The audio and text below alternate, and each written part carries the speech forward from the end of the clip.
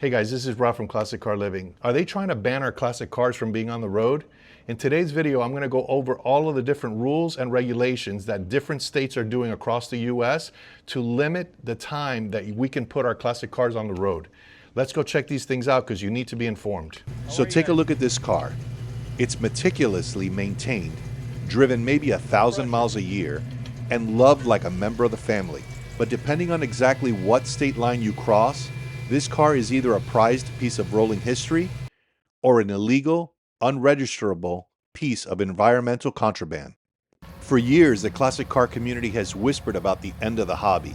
We've seen the headlines about the 2035 EV mandates and fuel phase-outs. But while everyone is looking at the horizon for some dramatic federal ban, the real threat isn't coming from Washington. It's already here. It's happening on a state-by-state, county-by-county level through a tangled web of emissions traps, ancient registration loopholes, and restrictive zoning laws. If you own a classic, or if you're planning to buy one, you need to understand that the rules of the game have completely changed.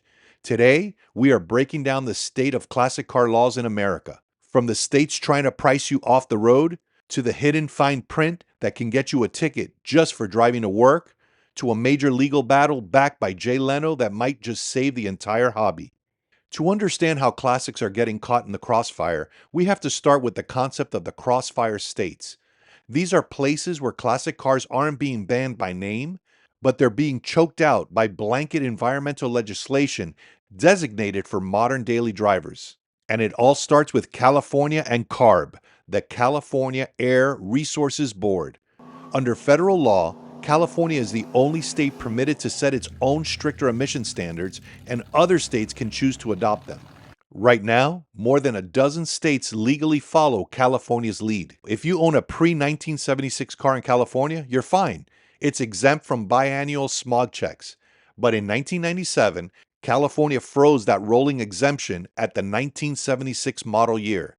That means if you own a 1978 Trans Am, a 1985 Mustang, or a 1993 Mazda RX-7, you are trapped in a permanent, never-ending loop of passing of modern tailpipe tests every 2 years.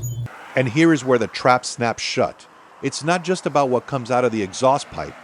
It's the visual inspection. If a tiny, obsolete plastic vacuum switch from a 1982 Mustang cracked 20 years ago and nobody makes the replacement part anymore, your car fails the visual inspection automatically. It doesn't matter if it runs clean. No part means no registration.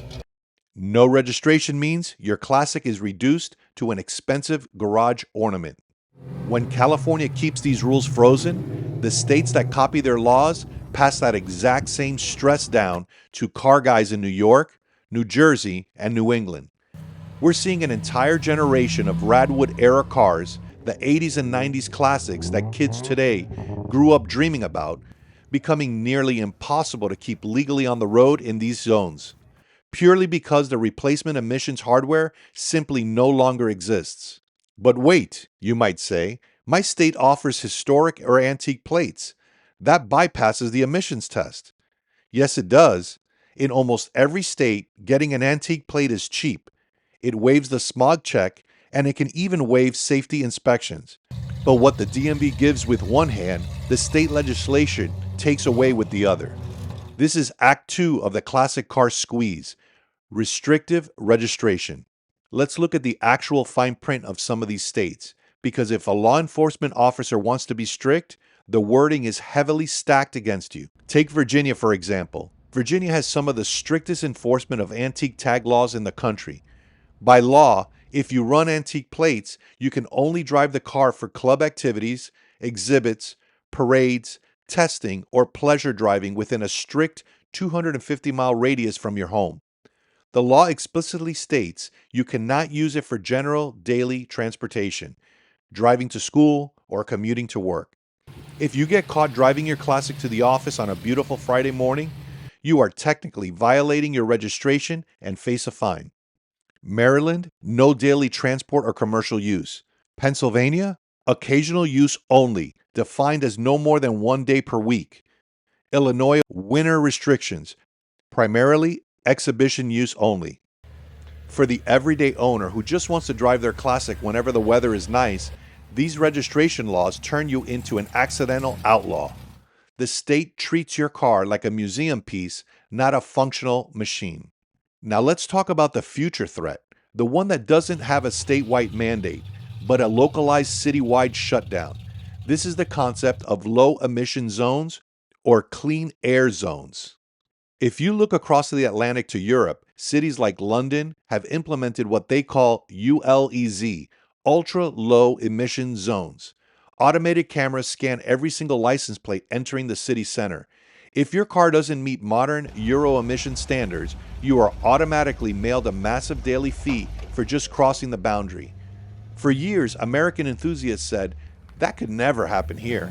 Well, in many cities across the ocean, it's already starting. Major metropolitan areas in the U.S., including downtown Manhattan, parts of Seattle, and city centers in California, have openly studied or proposed localized congestion pricing and clean air zones. Imagine trying to take your vintage muscle car out for a weekend cruise through the city, only to find out that passing a certain intersection triggers an automated camera that hits your mailbox with $50 fine because your car doesn't have a modern hybrid powertrain.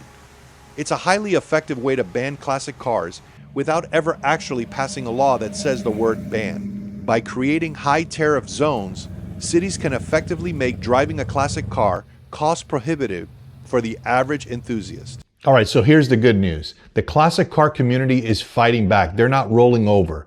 There has been the largest legislative push in classic car history fighting these rules. And you will be surprised at what states they're happening in. Let's look back at California. After an early attempt fell short in 2025, lawmakers have resurrected a highly critical piece of legislation for the 2026 season, Senate Bill 1392, officially known across the community as Jay Leno's Law 2.0. This bill is backed heavily by SEMA and championed by state senators Dave Cortez and Shannon Grove, is a brilliant piece of legal strategy. Instead of asking for a radical unchecked free-for-all, it creates a smart, optional pathway. Starting January 1st, 2027, it would completely exempt collector vehicles up to 1981 model year for those smog checks. Then every year after, it rolls forward until vehicles up to 1985 are fully exempt. To get environmental critics on board, they added common sense guardrails. To get the exemption, the vehicle cannot be your primary mode of transportation, and you must carry special collector car insurance, which naturally tracks and limits your annual mileage. Even the FIA, the global governing body for motorsports like Formula One, sent an official letter backing the bill, arguing that preserving automotive heritage matters. SEMA's hammering home the information that classic cars represent less than 1% of all cars on the road, meaning their actual environmental impact is practically unmeasurable. But the industry supports hundreds of thousands of jobs. And it's not just California. States like Utah recently passed House Bill 22, creating a clean, classic vehicle designation that shields 1982 and older vehicles from rigid equipment and emissions mandates as long as they stay under 1,500 miles a year. The automotive community is proving that if we frame the hobby as a historical preservation rather than corporate deregulation, we win. And now there's a new law that they're proposing that's sitting on the governor's desk in Illinois, where if you go 26 miles over the speed limit and get 2 speeding tickets within 12 months, you will not be able to drive your classic car. Why can't you drive your classic car? Because you will have to install a GPS system in your OBD.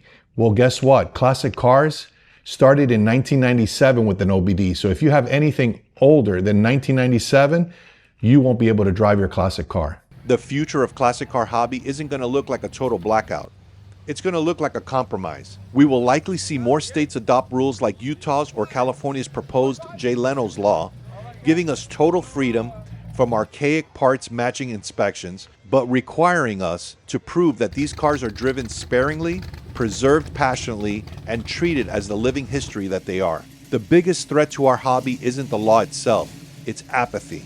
When organizations like SEMA call for support letters, or when local bills hit your state house, this is when the community needs to step up. So I want to hear from all of you. Let me know what state you're in and what's going on in your state. Are you guys trying to fight it? Are you petitioning? What's going on?